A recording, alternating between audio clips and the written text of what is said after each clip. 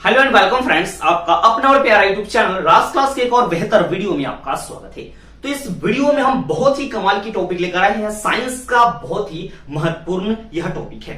क्या है टॉपिक? यहाँ पे हम डिस्कस करने वाले हैं कि दर्पण किसे कहते हैं, दर्पण के कितने प्रकार होते हैं और उसके जो प्रकार होता है उसका भी कितना प्रकार होता है, सभी के बारे में दोस्त पूरा कंप्लीट वीडियोस आपको मिलने वाले हैं। अवतल दर्पण किसे कहते हैं, उत्तल दर्पण किसे कहते हैं, अवतल और उत्तल दर्पण में अंतर क्या होता है, सभी के बारे में दोस्त इस वीडियो में हम बात करेंगे। अगर से अभी तक हमारे चैनल पर आप नए हैं तो चैनल को सब्सक्राइब कर लीजिएगा, बेल नोटिफिकेशन को ऑन कर लीजिएगा ताकि इस वीडियो का नोटिफिकेशन मेरे दोस्त सबसे पहले आपको मिलता रहेगा। तो चलिए हम लोग पहले शुरू करते हैं कि दर्पण होता क्या चीज है, दर्पण है क्या चीज, इसको समझेंगे कैसे। हमें याद करने का मन नहीं करता है सर, हमें आप याद करवा दीजिए, रटने का मन नहीं करता है तो मेरे दोस्त आप ही के लिए यह वीडियो हम लेकर आए हैं। इस वीडियो को पूरा आप 2 बार करके देख लेते हो तो आपको रटने का कोई झंझट नहीं रहेगा, आपको बिल्कुल से बिल्कुल समझ में आ जाएगा मेरे दोस्त।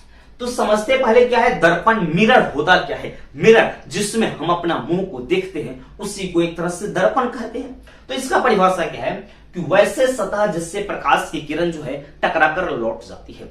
सतह कैसा भी हो उससे हमें मतलब नहीं है, जहां से अगर यह एक सतह है, सतह कैसा है उससे हमें मतलब नहीं है, हमें जानकारी नहीं है, एक तरह से मानते हैं।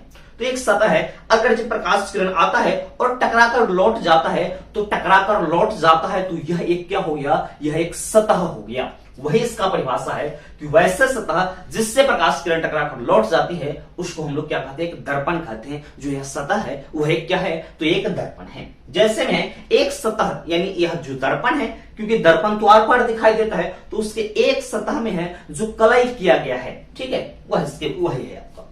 इसके बाद होता है क्या है कि दर्पण के कितने प्रकार होते हैं मेरे भाई।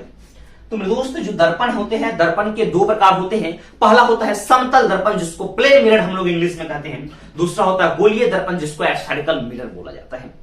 यानी आपसे पूछा जाएगा ऑब्जेक्टिव, क्लास 10th में ऑब्जेक्टिव पूछ देता है कि मेरे दोस्त मेरे भैया आप बताइए कि दर्पण कितने प्रकार के होते हैं। तो दर्पण 2 प्रकार के होते हैं। पहला होता है समतल दर्पण और दूसरा होता है गोलीय दर्पण।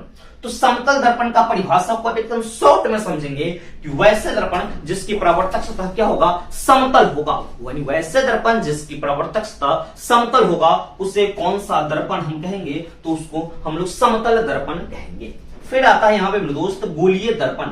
तो गोलीय दर्पण है क्या चीज, तो वैसे यानी वैसे दर्पण जिसके परावर्तक सतह किसी गोलीय कांच का एक भाग होता है। एक गोलीय कांच यह जो दिया हुआ है ना, इसका एक साइड का यह भाग जो होता है ना, उसी को हम लोग कौन सा दर्पण कहते हैं, इसी को हम लोग गोलीय दर्पण कहते हैं। यानी फिर से समझेंगे कि गोलीय दर्पण कहते किसको है, यानी वैसे दर्पण जिसकी प्रवर्तक सतह किसी गोलीय कांच का एक भाग होता है, वह इधर वाला भाग हो या इधर वाला भाग हो, क्या कहलाएगा, वह गोलीय दर्पण कहलाएगा।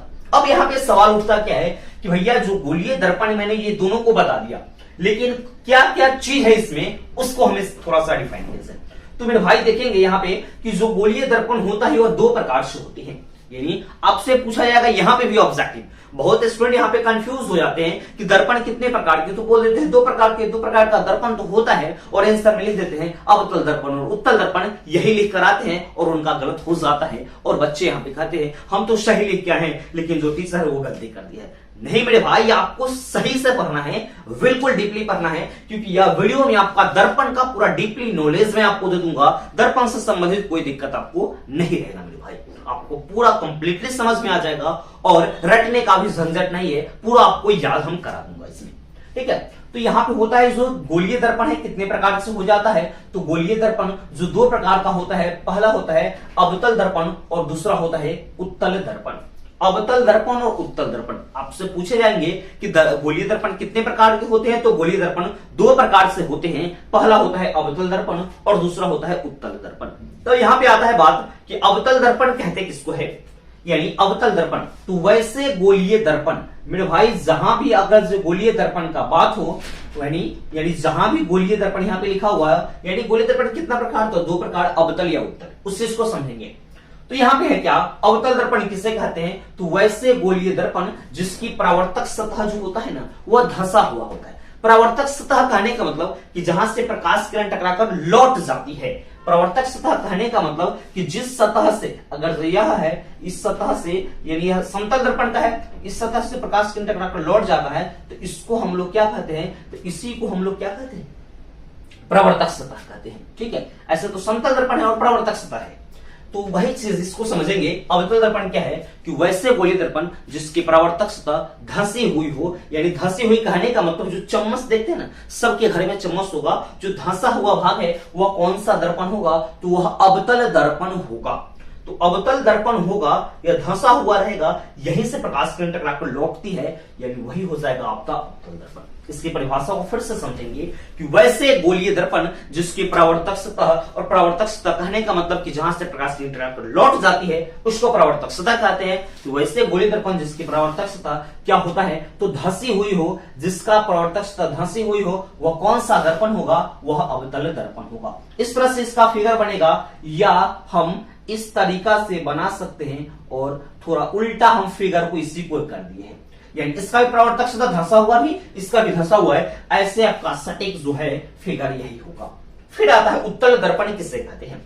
तो उत्तल दर्पण होता क्या है, तो वैसे गोलीय दर्पण जिसकी परावर्तक सतह, और परावर्तक सतह का मतलब आप समझ गए हैं क्या होता है, परावर्तक सतह, यानी वैसे गोलीय दर्पण जिसकी परावर्तक सतह क्या होगा, तो धंसी हुई हो, यानी उभरी हुई हो, यानी वैसे गोलीय दर्पण जिसकी परावर्तक सतह उभरी हुई हो उसको कौन सा दर्पण कहते हैं, उसे उत्तल दर्पण कहते हैं। फिर से समझेंगे कि उत्तल दर्पण क्या है, यानी वैसे गोलीय दर्पण जिसकी परावर्तक सतह उभरी हुई हो उसे उत्तल दर्पण कहते हैं।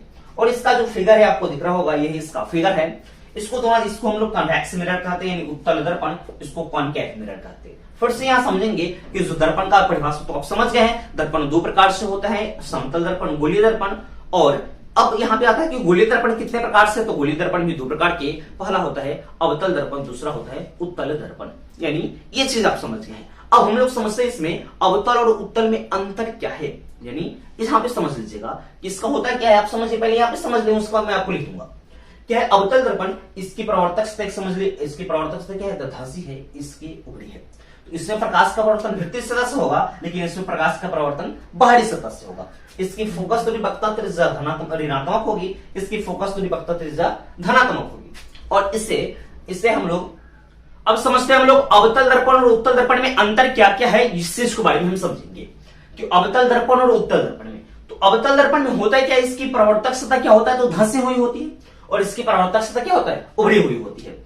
और इस अवतल दर्पण में जो प्रकाश का परावर्तन वो भीतरी सतह से होता है, लेकिन जो उत्तल दर्पण है ना, उसमें प्रकाश का जो परावर्तन बाहरी सतह से होता है। एक ऐसे होता है क्योंकि आप जानते हैं इसकी परावर्तक सतह धंसी हुई होती है, तो इसमें प्रकाश का परावर्तन किस सतह से होगा, तो भीतरी सतह से होगा। इसमें प्रकाश का इसकी परावर्तक सतह उभरी हुई होती है, तो इसमें प्रकाश का परावर्तन किससे होगा, तो बाहरी सतह से होगा। और होता क्या इसमें अगला है, इसकी फोकस दूरी वक्ता त्रिज्या ऋणात्मक होती है। अवतल दर्पण के आपसे ऑब्जेक्टिव में क्वेश्चन पूछ जाएंगे कि अवतल दर्पण की फोकस दूरी वक्ता त्रिज्या क्या होती है, तो धनात्मक या ऋणात्मक, तो अवतल दर्पण का ऋणात्मक होता है। और उत्तल दर्पण की फोकस दूरी वक्ता त्रिज्या क्या होता है, तो धनात्मक होती है। और जो अवतल दर्पण में है, इसमें आपका वास्तविक प्रतिबिंब, काल्पनिक प्रतिबिंब, दोनों प्रकार के इसमें प्रतिबिंब बनते हैं। यानी अवतल दर्पण जो है उसमें वास्तविक और काल्पनिक दोनों प्रकार के प्रतिबिंब बनते हैं। लेकिन जहां उत्तल दर्पण की बात आता है, केवल उसमें कौन सा प्रतिबिंब बनता है, तो उत्तल दर्पण में केवल काल्पनिक प्रतिबिंब बनते हैं। यह वीडियो आपको कैसा लगा है हमें कमेंट सेक्शन में कमेंट करके जरूर बताइएगा। वीडियो को पूरा देखने के लिए आप सबको बहुत बहुत धन्यवाद मेरे दोस्त। तो मिलते हैं नेक्स्ट वीडियो में, तब तक के लिए जय हिंद।